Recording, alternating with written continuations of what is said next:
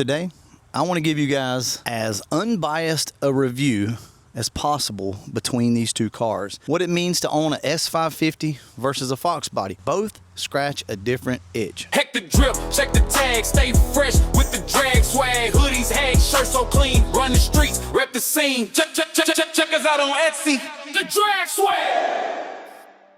So first off, let's start with the Coyote. So this is a 2021 Mustang GT with a Gen 6 3.0 VMP / Whipple supercharger. Don't know how much power it makes. It's we've added like 2 pounds of boost to it. It's got boosting, the timing's a little turned up on it. It's probably 800 to the tires, somewhere around those lines. So first off, let's start with the pros with this car. It rides really smooth.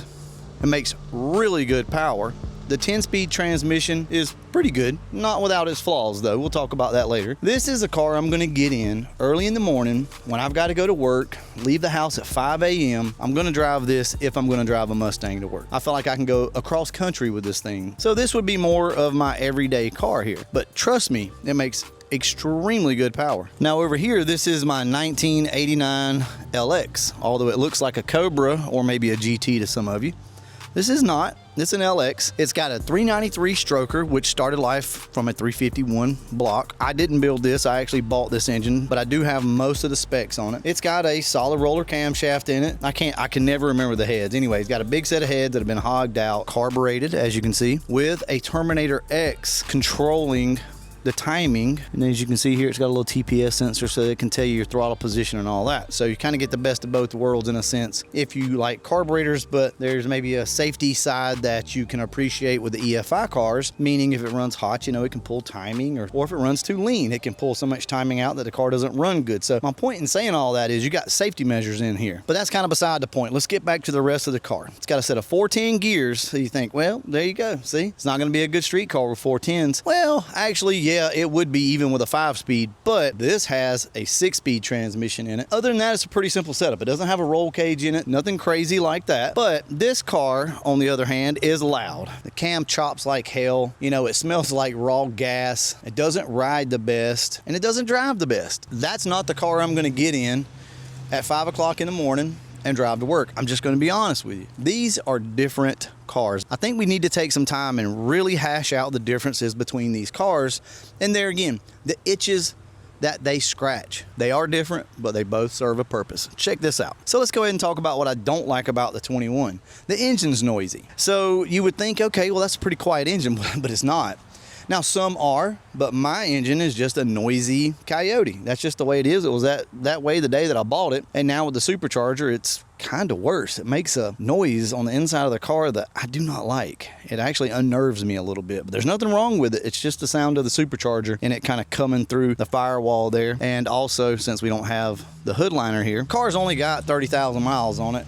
Pretty sure it's not hurt. And I guess the reason why it bothers me so much is it's a new car. Welcome to the Coyote world, because yeah, you probably are gonna have to deal with some of it at some point, at least. So that's the first issue. The second issue is something that I don't hear talked about a lot, and you guys might be surprised by what I'm about to say. Now, although I say that I could drive this car anywhere in the world, I could. There is a little caveat to this, and don't mind my boosting that's dripped down the side of it. Well, that's one other thing right there. You're either on an E85 or you're gonna have to run some type of boosting if you're running, you know, a decent amount of boost on these cars. But that's beside the point. I chose to run 2 more pounds of boost. So these cars make a lot of power. They make around 700 to 800 to the wheels, depending on, you know, where you get them dynoed at and how far the tuner pushes them. You're gonna have to have a drag radial on one of these cars that's whippled or turboed or nitrous or whatever. I don't care if it's an ESS, I don't care if it's a Whipple, I don't care what it is. You're gonna need some tires. Therein lies the problem. These tires are not good in wet weather. And I have Nitto 555 R2s, which is not the stickiest drag radial you can get by any stretch of the imagination, but it's a good drag radial, right? And it will work as long as they're new. When they're brand new, believe it or not, it actually does pretty damn good in wet weather. You're going to play with the car. An 800 rear wheel horsepower car, you hit it from 50 miles an hour, even with the Nittos on it, it's still gonna spin. If you hit it anywhere underneath that, it's going to blow the tires off of it. Why that's important is you're gonna wanna have fun with the car. If you take it to the track, you're gonna have to do a burnout, right? These tires do not last long. They're not designed to last long. Can you really drive it anywhere? Maybe if you got a fresh set of drag radials, but not any drag radial will work. You got to have something like this. Maybe a Toyo R888R or something like that, maybe. But you're not going to run Mickey Thompson Street R's on this thing and expect it to be good in wet weather. You're going to die. So what's the point here? The point is, it's not as streetable as some think it is. Yes, we can put street tires on it, regular old street tires. It's going to be so dangerous. I would be nervous to even drive it, because if you got out there on the highway and you decided you wanted to roll into this thing, it's going to be bad. I know people are going to say, well, like Michelin pilots and things like that. Yeah, those are all right. Those will kind of get you by. They're also very expensive. The reason for this rant is the Calypso over here is not really a super streetable car. You know, it's rowdy. It is what it is. It's got drag radials on the back, and it's got Mickey Thompson Street R's back here. See? We know these things don't work well in wet weather. Honestly, if it wasn't for that, the Calypso would pretty much go anywhere you want it to go. It really would. It wouldn't be the most comfortable drive or ride, but it would go pretty much wherever you want to go. So things are starting to even out, maybe a little more than we anticipated when we first started this video, right? Now, let's talk about money. Most of you guys that are going to want a car like this are going to have to finance it. That's understandable. My car's financed. I'm modding the bank's car right here. This is the bank's car. If they come and get it, they're taking VMP, everything with them, wheels and all, right? These are expensive cars. You have a monthly payment due on something like this, somewhere around the $600 to, depending on your credit, maybe $800, maybe $1,000, I don't know. Very expensive payments though, right? Then plus insurance. Now you're talking about modifying it. What you're looking at done to this car right here is a solid $17,000, $18,000 done to the car with the blower, with the wheels, with everything else, easily. Over here to this car, you're probably not going to be financing one of these cars unless you take out a signature loan. More than likely though, you're going to have the cash money in hand to go buy one of these cars. Hey, we're not talking about a $25,000 Fox body here, okay? That's not what we're looking at. But you can go out and buy yourself a nice Fox body for about 10 to 15 grand, something like that. Maybe something even like this. If I were to sell this car, it'd probably go for around 12 to 14. Somewhere in there. It's what I would sell something like this for. But that's just me. To modify a bone stock Fox body from scratch, it's going to cost you a lot of money. But to be honest with you, it's probably not going to be much more than that to get to this point. And here's the main reason why. There are so many used parts out here for these Fox bodies. You don't have to buy everything new. This engine, I only paid $2,500 for this engine. Not everybody's going to find that. You're looking at about $7,000, $8,000 for the transmission, clutch setup, bell housing, and all that roughly. Somewhere in there. Rear end is just some axles, I think about $1,000 for everything back there. And essentially, you've got what you've got right here. And then take into account the monthly payments on a car like this. Things are starting to balance out. Let's just face facts. One is not inherently better than the other. What it comes down to, though, is which one do you want? Most of you guys are probably going to be happier with that because you're going to want to drive it to work. You're going to need it to be reliable. And I'm not saying that you got to put a VMP or a Whipple or Boost or Spray or whatever. Your Mustang, you don't have to do that. You absolutely can leave these cars bone stock and enjoy them. E85 tune long tubes. You don't have to run around on drag radials, although I do recommend it still. I love the fact that this car is a hot rod. I love the fact that this car is just an everyday fast car. And that's all there is to it. That's not a muscle car. That's not a pony car. That's just a car that's new and nice and fast. That's the way I look at it, okay? This is a hot rod. It makes a lot of noise. It smells really good, in my opinion, but to most people, they're gonna say it stinks. It's gonna have issues. You're gonna have to work on it. But when you wanna get out on the weekend and you want something rowdy with a cam that's just raw, right? When you want that, you need this. Well, you got a couple options here. You can either own both, which can get pricey, right? So I understand. If you had to pick one though, I say go with the new car. Go with the S550, go with the S197, whatever, doesn't matter. Go with that. Because if you own a Fox body, you're gonna turn some wrenches. You better have a toolbox because you're gonna turn wrenches. You're gonna break down, things are gonna happen. You can go out and buy that $35,000 Fox body that is absolutely beautiful, but it's going to give you problems at some point because it is an old car, period. All right, well, let's talk about option 2 because I said there were a couple different options. I know some of you have already been typing away down in the comment section like, dude, Coyote swapped Fox. Coyote swap Fox is probably a dead ringer for a lot of you guys. If you don't just want to go out and buy a new car and you don't want to have to deal with the old technology in these Fox bodies, but you like the look, you like the way they feel, the best option is to swap a Coyote over into your Fox. I drove Foxcast car back many years ago and was absolutely, I loved it. But it's just not me though, you know what I mean? Like, it's just not my style. I'm not saying I would never do it, but for some of you, that is the answer to all of your prayers.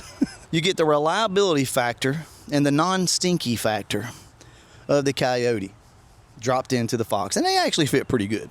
I've never done a swap, so I can't speak on it much, but I've talked to Foxcast and many others. Now, as long as you don't want to get carried away and go Gen 3 Mustang engine and you're willing to drop a truck motor in it, guys, you can do this swap for, let's just call it $5 grand. You can do it for $5 grand. Could you build this engine for $5 grand? Maybe. Let's just call it even. What kind of horsepower difference are we talking? Not much. Not much. Because with E85 and long tubes, which is, I understand that's more money on the Coyote side, but with those things, you're going to be somewhere around the 450 mark. I would guess 460, something like that to the wheels. Where this thing right here, I don't know what it makes, probably right around the same numbers to 500, okay? You're gonna be very close. That is what it is. I know y'all want me to pick a side. The internet does not like you to straddle the fence. Which one is best? Pick now. No, I'm not gonna pick. I'm not, because they serve different purposes. You gotta understand that. There's days where I absolutely despise driving that damn Calypso or any of my other Fox bodies that, if you're new to the channel, you don't see right now, but I have two others. But then there's days when I'm not feeling the Coyote. It's just not, especially like on the weekends. Dude, on the weekends, I'm trying to get in this thing right here, and I'm trying to go raise hell, let the cam be heard, piss people off, stink up the whole town, everything. I want it all. And this thing's just like another car driving down the road. I'll say this, if you like the sleeper look, the sleeper feel, that's really more of a sleeper car. Even though there's a lot of them running around boosted with nitrous and stuff like that, you're not fooling anybody with a Calypso. So let's wrap this up. What's the conclusion here? I've basically already said it, but let's just wrap it all up in a neat little package for you guys and put a bow on it. Obviously, do whatever it is that you want to do. If your heart is set on either one of these cars, then that's fine, get it. But if you're on the fence and you just don't really know, like, how should I do this? Where should I go? You got to ask yourself a series of questions. Let's say you got the money to go buy a Fox body, cash money. Let's say you spend $10,000 to $15,000 on it. Do you have the money in hand to be able to fix it when something goes wrong? Also, do you have the tools? Do you have the capabilities? Because what you're going to run into nowadays with these Fox bodies is not a lot of people know how to work on them anymore. They don't know all the little ins and outs and the tricks. So you got to ask yourself these types of questions. Do I want to get up and drive this thing in the morning? What's my neighbors going to think? Are my neighbors going to bitch and moan and complain because this thing's loud? If you choose to go that route, you can always get a stock one. I get that. We're not talking about stock. We will in a second. We'll compare stock too. For some of you guys, absolutely. Maybe this is not your everyday car, right? Maybe you've got a little pickup truck, or maybe you got something else that you daily, but this is just like a fun car. So fun car versus fun car, and that's all they're for, I'll say go Fox body. If that's it, if that's all they are, is just a fun car. Now, on the other side of things, if you don't have the tools, you don't really know how to work on stuff, you don't have a lot of extra money sitting around in the bank, maybe pick up one of these. Maybe you want to take the family on vacations. Maybe you're trying to get your wife or your kids into it. I recommend one of these cars. It's just that plain and simple.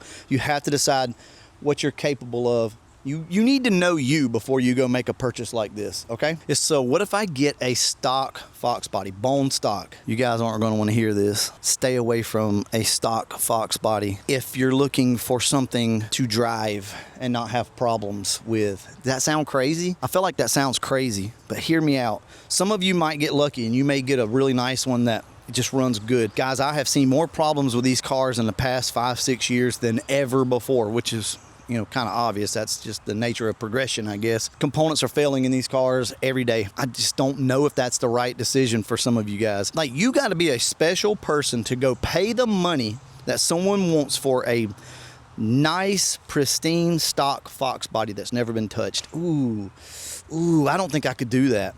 Unless you got plenty of money and you just want to put it on display, I don't recommend you do that. Like I said, They got components that are going to be failing on these things left and right. Do you know how to work on it? Do you want to? Now it's not a stock car after you have to replace the water pump, and then, you know, something else goes wrong, and just like the engine goes out and you got to rebuild it. And now you don't have that like it's bone stock thing, you know. These videos are really hard for me to do, y'all. I'm sorry. I'm not good at this. I ramble, and I understand that. But if you'll just stick it out through the video and not fuss and bitch because I'm all over the place, and just hear me out. I've got some really good, valid points that I can share with you guys. I'm just not a very good storyteller. I'm not very organized, but I do try my best, and this is a very good topic, and I hope you guys enjoyed it. Really think about the things that I've said, because if you're on the fence, this right here will help you decide. If there was one other thing I want to leave you guys with before we go, maybe just, you know, just to end this thing. Can you drive this car? Like, what's it capable of with this setup right here? Because this is more on the rowdier side of things. Where can you drive this thing? Anywhere. Anywhere. You can. You put the right tires on it, and I just don't see any limitations to where this thing could go. It's just, you're going to have to deal with a few things. It's got a spool in the back. It's going to creak and pop. But other than that, though, hell, it's just going to go. It's just going to go. Anyway, there it is. I said what I said. I love y'all. I'm going to go ahead and wrap this video up. And as always, thanks for watching.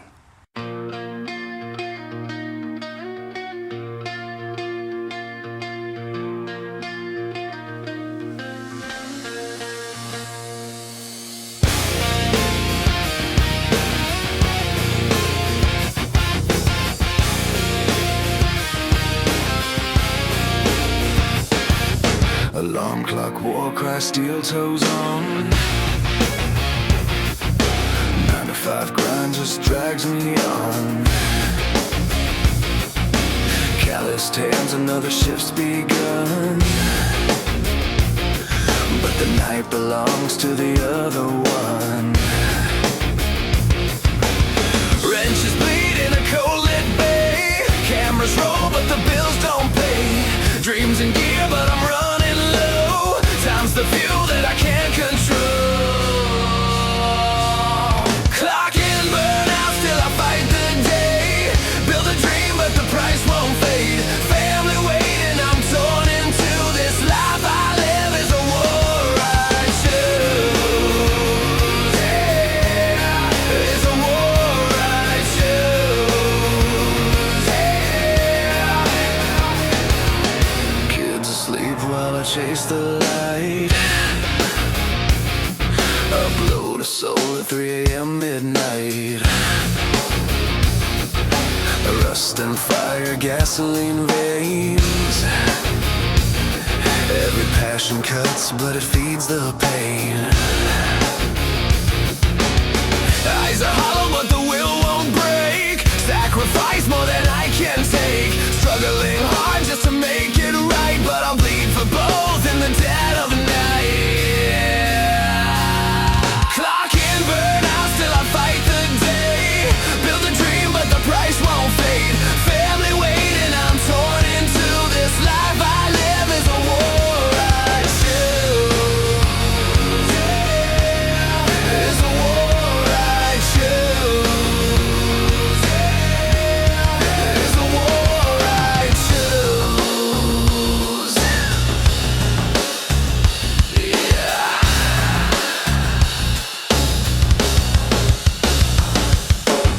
Steel chains, deadlines, pressurize. I scream through gears just to stay alive. One man split into 1,000 lives, but the fire inside still survives.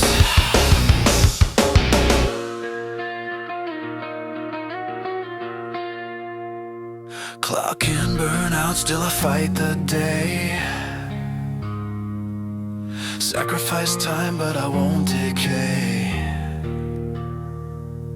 Family first, though I'm torn in two.